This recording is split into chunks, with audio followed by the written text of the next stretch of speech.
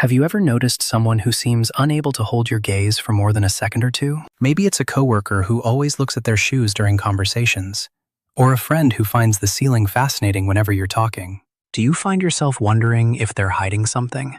Or if they just don't like you? What if I told you that avoiding eye contact isn't always about deception or disinterest? The psychology behind this behavior is far more complex than most people realize. Some avoid eye contact because of social anxiety, others due to neurodivergence, and some because of deep-seated trauma. Understanding why someone struggles with eye contact can completely change how you interpret their behavior, and more importantly, how you respond to them. Number 1. The anxiety response. When someone avoids eye contact due to anxiety, their brain is essentially treating your gaze as a threat. Does it seem like they're fine in group settings but struggle during one-on-one conversations? That's because direct eye contact triggers their fight or flight response. Psychologists call this social anxiety disorder when it becomes severe, but many people experience milder versions of this. Imagine standing in front of a spotlight that feels like it's burning into you. That's what sustained eye contact can feel like for someone with anxiety. Their nervous system interprets your eyes as a source of judgment or evaluation, even when you're just having a casual chat. You might notice they glance at you briefly, then quickly look away, sometimes returning their gaze for another quick check. This pattern isn't about rudeness. It's their attempt to balance social engagement with managing overwhelming internal discomfort. Their avoidance is a coping mechanism, a way to regulate the intense emotional response that direct eye contact provokes. Number 2. The neurodivergent experience. For many autistic individuals and people with ADHD, eye contact isn't just uncomfortable, it's actually cognitively demanding. Do you know someone who seems to listen better when they're not looking at you? That's not distraction. Research in neuroscience shows that for neurodivergent people, maintaining eye contact can actually interfere with their ability to process what you're saying. Think of it like trying to listen to someone while doing complex math in your head. The effort required to maintain socially expected eye contact takes up mental resources they need for understanding and responding to the conversation. Some describe the sensation as physically painful or overstimulating. Others say it feels like staring into a bright light. What neurotypical people do automatically, without thought, requires conscious effort and energy for them. When they look away, they're not being rude or inattentive. They're actually prioritizing genuine engagement over performing a social norm that doesn't come naturally to them. Number 3. The trauma connection. Have you ever considered that someone's inability to make eye contact might be rooted in their past experiences? Trauma survivors, especially those who experience childhood abuse or domestic violence, often develop an aversion to direct eye contact. During traumatic events, making eye contact with an aggressor can escalate danger. The brain learns to associate eye contact with threat, and this association can persist long after the danger has passed. Do you notice they seem hypervigilant, always scanning the environment even while talking to you? That's their nervous system still operating in survival mode. For some trauma survivors, eye contact feels like exposure, like someone can see too much or hurt them if they're seen.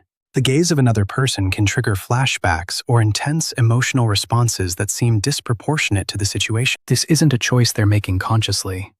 It's a protective adaptation their nervous system developed to keep them safe. When they avoid your eyes, they might be managing a complex internal experience you can't see. Number 4. Cultural and social conditioning. Does this person come from a culture different from yours? Eye contact norms vary dramatically across cultures, and what feels respectful in one context can seem disrespectful in another. In many Asian, African, and indigenous cultures, prolonged eye contact with authority figures or elders is considered rude or confrontational. Children are taught to lower their gaze as a sign of respect. When these individuals interact in Western contexts, where direct eye contact signals honesty and engagement, they face a cultural conflict. Do you find yourself assuming someone is untrustworthy because they won't meet your eyes? You might be applying your cultural standards to their culturally learned behavior. Beyond broad cultural patterns, individual families have different norms too. Some people grew up in households where direct eye contact during conflict meant defiance, so they learned to avoid it entirely. Others were never taught that eye contact matters in professional or social settings. Their avoidance isn't personal. It's the result of different social conditioning that taught them eye contact carries meanings you might not expect. Number 5. Shame and low self-worth. When someone carries deep shame or struggles with low self-esteem, eye contact can feel unbearable. Are you someone who feels like people will see how broken or unworthy you are if they look too closely? This is what psychologists call internalized shame, and it makes eye contact feel like exposure. People who avoid eye contact due to shame often believe they don't deserve to be seen, or that being truly visible will result in rejection. Maybe there was a time when they were criticized for showing their true self, and now hiding feels safer. You might notice this person is fine making eye contact when discussing neutral topics, but immediately looks away when conversations turn personal. That shift happens because vulnerability intensifies their shame response. The closer you get to their authentic self, the more dangerous eye contact feels. They're not avoiding you. They're protecting themselves from what they fear your eyes might confirm about their deepest insecurities. Understanding this can help you create safety in how you engage with them, showing through your patience that their worth isn't conditional on performing eye contact. Number 6. The introvert's processing style. Do you have someone in your life who looks away when thinking deeply about what you've said? For many introverts and internal processors, breaking eye contact is actually a sign of engagement, not disengagement. When they need to formulate a thoughtful response or process complex information, they naturally look away to access their internal world. Studies in cognitive psychology show that eye contact uses up working memory resources. For people who process internally, maintaining eye contact while thinking can actually reduce the quality of their thoughts. You might notice they look away, pause, and then return their gaze when they're ready to respond. This pattern shows respect for the conversation. They're giving your words the consideration they deserve, rather than offering a quick, surface-level response. If you interpret this as avoidance or disinterest, you're misreading their processing style. The looking away is where the real listening happens. When they return their eyes to you with a thoughtful answer, that's evidence they were fully engaged the entire time. Number 7.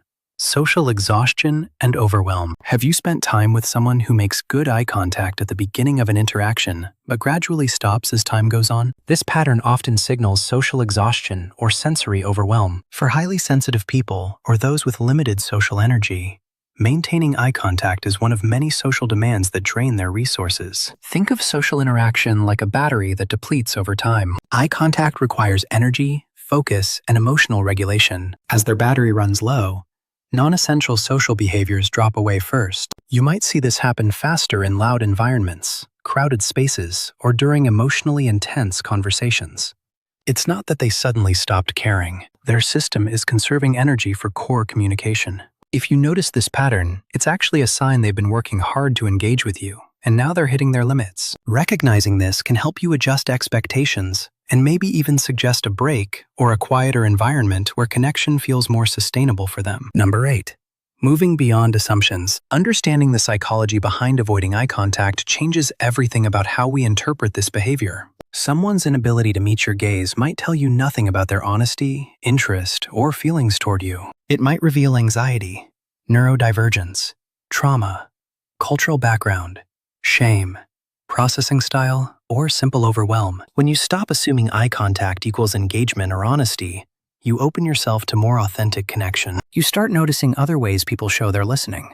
The way they lean in, their verbal responses, the questions they ask, how they remember details from previous conversations. Real connection isn't measured by whether someone's eyes meet yours. It's measured by presence, care, and mutual understanding. If you're someone who avoids eye contact, know that your way of connecting is valid. You don't need to force yourself into painful eye contact to prove you're engaged. And if you're trying to understand someone who avoids your gaze, consider asking gently about their comfort level rather than making assumptions. What matters most isn't where someone looks. It's whether both people feel seen, heard, and respected in the way that works for them.